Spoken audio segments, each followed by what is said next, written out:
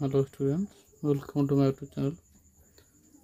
आज हम +3 six semester DSC paper 3 प्रथम जो सब्जेक्ट देजी से सब्जेक्ट किसी 3 नंबर विशिष्ट प्रश्नोत्तर आलोचना करिया जहाँकि एग्जाम में बहुत हेल्पफुल हो हुएनसांग देखिए कौन दीजिए हुएनसांग समय ओडिशार बौद्ध धर्म हुएनसा थे जड़े महान बौद्ध धर्मावलम्बी से भारत को बौद्ध धर्म और दर्शन संपर्क में जिज्ञासा मनोभाव नहीं आगमन करते से ख्रीष्टीय सप्तम शताब्दी अर्थात हर्षवर्धन समय एठाक आगमन करते यही समय ओडिशार चेती वंशर शासन पतन घटीला एठार सातवाहन शासक माने शासन करते से जदिव आंध्रर शासक थे मात्र ओडिशा बा कलिंगर गोटे भाग शासन करते जो माने कि बौद्ध धर्म की पृष्ठपोषकता करते से शासन समय ओडिशा रे बौद्ध धर्मर विकास संभव होता एमान परे अर्थात गुप्तवंशीय शासकों शासन समय मध्य किछि मात्रा विकास साधित होता जदिव यही वंशीय शासक माने हिंदू धर्मर पुनर्जागरण घटाई और यार उन्नति निमंते उद्यम करते से उभय जैन धर्म और बौद्ध धर्मर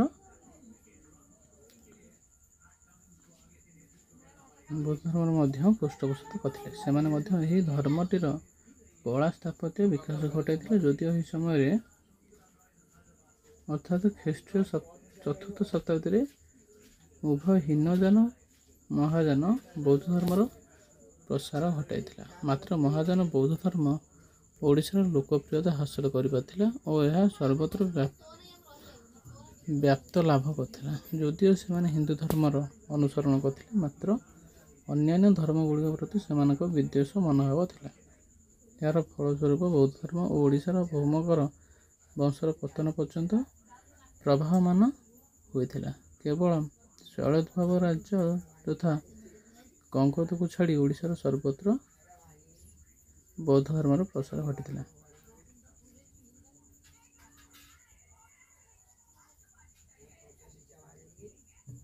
अशोकों द्वारा बौद्ध धर्म प्रसार देखा बहु प्राचीन जुगर ओडिशा रे अनेक धर्मर उपस्थिति देखा मिलता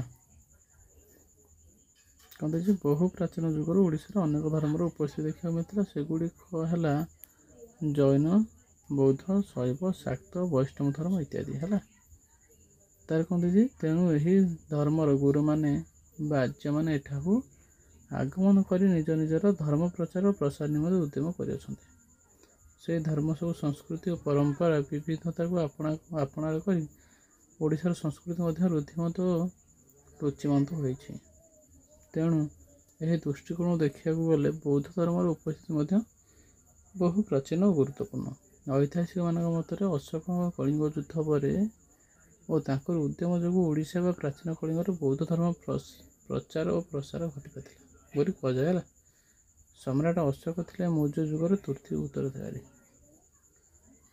कौन थे अशोक कलिंग युद्ध सॉरी कहला सम्राट अशोक थे मौर्य जुगर कौन तृतीय अधिकारी जे कि ख्रीष्टपूर्व 261 कलिंग युद्ध अनुष्ठित करते 261 ख्रीष्टाब्द है जहाँकि ओडिशार आधुनिक भुवनेश्वर धूलगिरी पाददेश प्रभाव नदी कौन प्रभावमान दया नदी कूल घटा भुवनेश्वर धौलगिरी ठार धौलगिरी ठार दया नदी जो अच्छे दया नदी कूल जो आमर कलिंग युद्ध घटी केवे 261 ख्रीष्टाब्द अशोकों द्वारा बुझे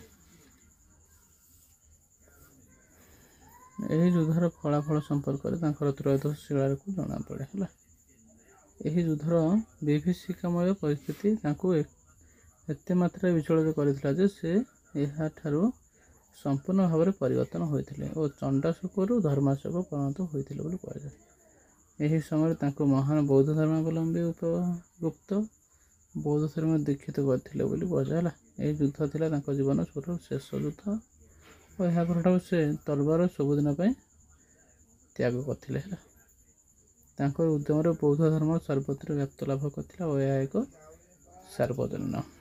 ଆମେ ତ ଜାଣିଛନ୍ତି ଭଲ ଭାବରେ କେମିତି କ'ଣ ହେଇଥିଲା, ଆମ କଳିଙ୍ଗ ଯୁଦ୍ଧ ହେଲା, କେତେ ଡେଞ୍ଜର ହେଇଥିଲା, ସେଥିପାଇଁ ସେ ଛାଡ଼ି ଦେଇଥିଲେ। ସେବେଠୁ ସେ ଆଉ କେବେ ଯୁଦ୍ଧ କଲେ, ତାଙ୍କ ଜୀବନର ଶେଷ ଯୁଦ୍ଧ ଥିଲା ହେଲା।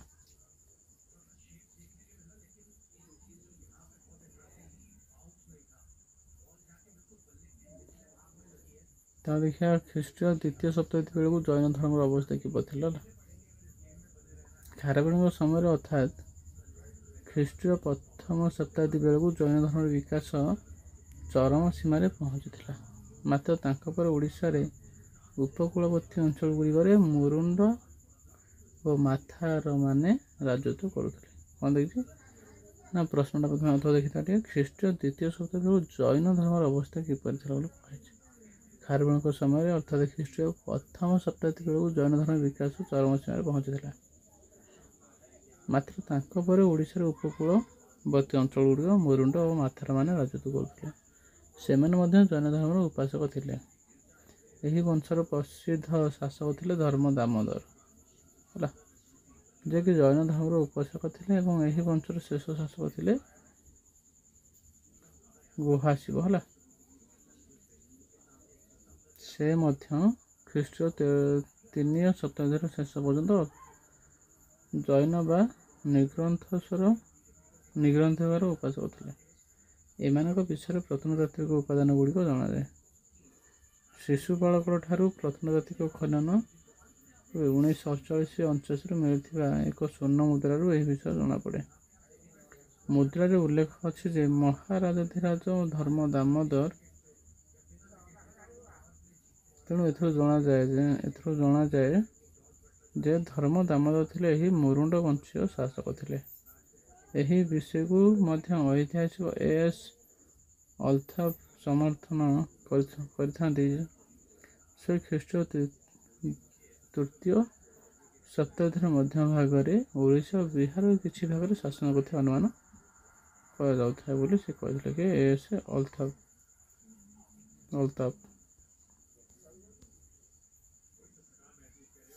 ଏହା ବ୍ୟତୀତ କଳିଙ୍ଗରେ ଶାସନ କରୁଥିବା ମାଥାର ନାମକ ଏକ ଜାତି ମଧ୍ୟ ଜୈନ ଧର୍ମର ଉପାସକ ଥିଲେ। ତେଣୁ ଖ୍ରୀଷ୍ଟୀୟ 4ର୍ଥ ଶତାବ୍ଦୀ ପର୍ଯ୍ୟନ୍ତ ଓଡ଼ିଶାରେ ଏହି ଧର୍ମ ପ୍ରଭାବମାନ ଥିଲା। କାରଣ ଅନେକ ଉପାଦାନ ଗୁଡ଼ିକରୁ ଜଣାଯାଏ ଯେ ମାଥାର ବଂଶୀୟ ଶାସକମାନେ ଯେହେତୁ ଜୈନ ଧର୍ମ ଗ୍ରହଣ କରିଥିଲେ, ତେଣୁ ମହାବୀର ଜୈନଙ୍କ ନାମାନୁସାରେ ସେମାନେ ରାଜଧାନୀର ନାମ ରଖିଥିଲେ ବର୍ଦ୍ଧମାନପୁର ରଖିଥିଲେ। ବୁଝୁଛି, ତାହେଲେ ସେ ମଧ୍ୟ ଥିଲେ କ'ଣ, ଯେଉଁ ମାଥାର ଯେଉଁ ଜାତି ଥିଲା, ସେ ମାଥାର ଜାତିମାନେ ମଧ୍ୟ କ'ଣ ଓଡ଼ିଶାରେ ଥିଲେ। ସେମାନେ ମଧ୍ୟ ଜୈନ ଧର୍ମର ଉପାସକ ଥିଲେ। ତାଙ୍କ ରାଜଧାନୀ ନାଁ କ'ଣ ରଖିଥିଲେ, ବର୍ଦ୍ଧମାନପୁର ରଖିଥିଲେ ହେଲା। ଇମ୍ପୋର୍ଟାଣ୍ଟ ସବ୍ ଟାଇପ୍ର।